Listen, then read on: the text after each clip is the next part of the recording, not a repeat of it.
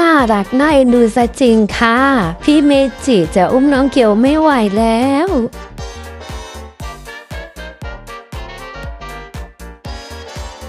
ในวันที่คุณแม่ชมไปคานค่ะวันนี้น้องเกลของเราทำอะไรบ้างเดี๋ยวเรามาติดตามชมความน่ารักของน้องเกลกันนะคะน้ำต้นวันนี้น้องเกลนะคะก็ต้องไปหาคุณหมอค่ะทุกคนมันก็จะมีผ่านไงเป็นได้เป็นได้3 วันแล้วค่ะเกลเรียนรู้ตั้งแต่เด็กเลยเก่งมากเลยรู้จักอีกนะปิดตาแดงแล้วทีนี้ปิดมันใช้ไม่ได้แล้วนะผ่านอยู่นี่ซึ่งโดยปกติน้องเกลก็จะไปหาหมอจีนเพื่อรับยาบำรุงอยู่แล้วนะคะแต่ว่าไม่แน่ใจว่าครั้งนี้เป็นอะไรหรือเปล่าคะทุกคนคะและที่สำคัญนะคะมีความน่ารักระหว่างน้องเกลกับพี่เมจิมาฝากค่ะทุกคน